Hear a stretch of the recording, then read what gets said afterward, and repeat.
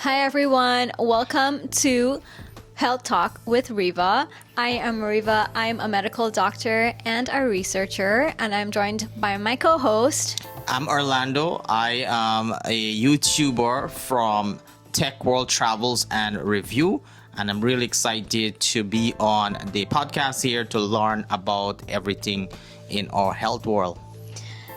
For our podcast, we just talk about medical advances that have been on the news or new diseases that are in the news. The information that we share on this podcast is not intended for you to use as medical advice. Please consult your healthcare provider if you have any medical concerns or questions related to your own health. So today we're talking about another controversial topic, chlamydia, and Orlando has a few questions here. So what was your first question? Yeah, I have a lot of questions. Chlamydia, we have a lot of opinions and stereotypes around it. And I thought it would be best to get some actual fact about chlamydia. So my first question is, why is chlamydia one of the most common STI, and why do most people don't know they have it? Yes, so chlamydia is the number one most diagnosed bacterial STI in the world. So the reason why it is the most diagnosed STI in the world is because it's about 128 million new cases every year that are diagnosed, and that number can be much higher because chlamydia is one of those infections that can go unnoticed. You can have absolutely no symptoms of it, and so you don't know you have the disease, which is why the number of cases is so high, because people will continue living their life, having their sexual contacts without realizing that they are unknowingly spreading chlamydia. And so that's why there's such a high number of cases, and why so many people don't know that they have it, because they just don't have any symptoms. Interesting. So it kind of sits silently in you, and you actually don't know. Is there a mix between men and women who can have chlamydia? Yes, so both men and women are both at risk, especially if they're under the age of 25 and they're having condom-less sex. And the thing about it is, about 80% of women don't actually have any symptoms. They are asymptomatic for chlamydia, which means chlamydia can go undetected for a very long time in women. And about 50% of men do not also have symptoms.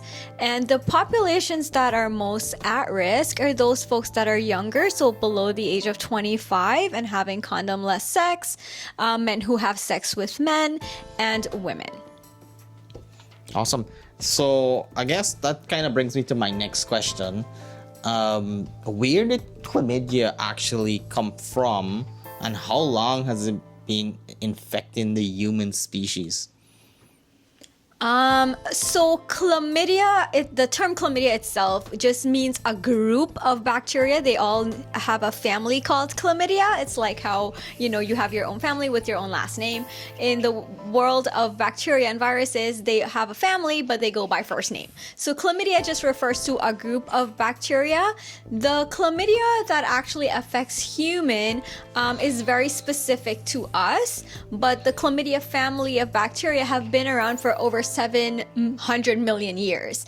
It started out, as just an environmental bacteria that did not do any harm to humans, but over time, it passed to animals, it passed to, birds, it passed to fish, it passed to reptiles, amphibians, and then it eventually passed to humans. The form Chlamydia trachomatis, which is the version of this disease that causes an STI, is only exclusive to humans. I found it funny that you mentioned that bacteria called by first name, like some family. I don't think a lot of people want to associate the bacterial chlamydia to the family, but that was a good take. A couple more questions here to move things along. What actually happens to the body when someone has chlamydia, and if it's left untreated, how does that affect the body? And also like in fertility cases where someone's pregnant or trying to get pregnant, what kind of happens to that person? Oh, that's a lot of questions. Yeah. We can start with what happens with chlamydia when it enters the body. So the chlamydia bacteria, when it enters, it can enter through the oral cavity, through your mouth, rectum, anus, vagina, or penis. And so the bacteria will kind of enter into our cells, unknowingly to our cells and our body. And then it begins to multiply. It uses the supplies within our own cells to make more copies of itself. And when it does this, our cells kind of reach capacity, like they can't hold all of this bacteria in there, and our cells will burst. When that happens, something called an inflammatory response starts. And this is what really makes chlamydia a bit different from other things. It's really that inflammatory process that can cause the most harm to our body. So the inflammatory process is really just our body's way of fighting off this foreign germ that has taken over certain areas.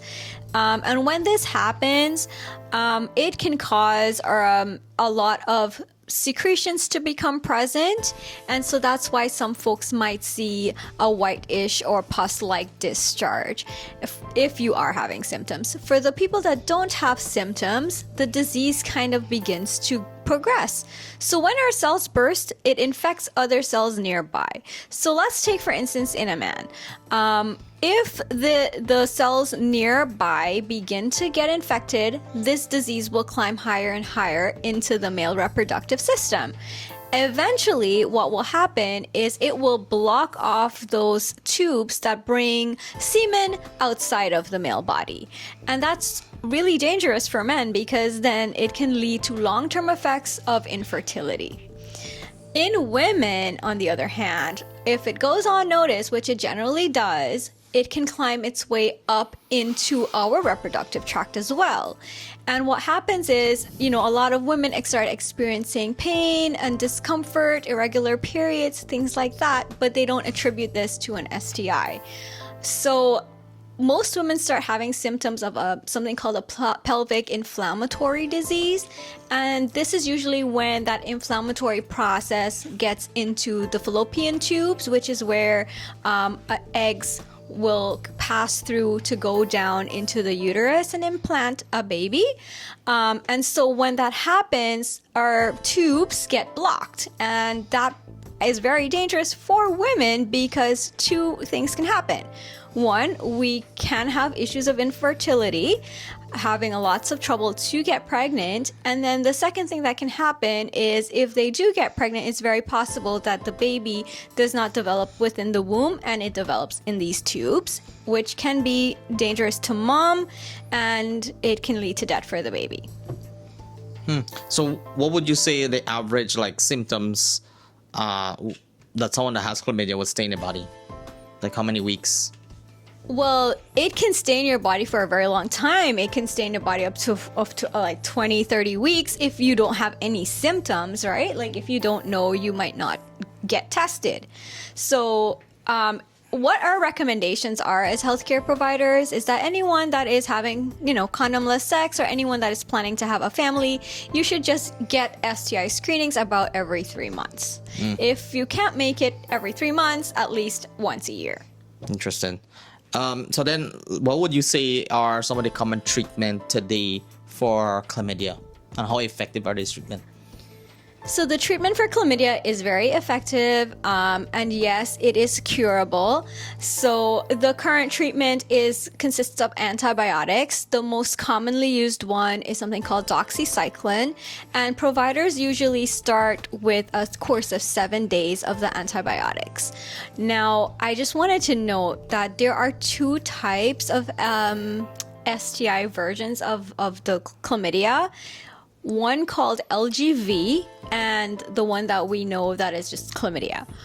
But the LGV variant does have a longer treatment process. It can take about 21 days of antibiotics.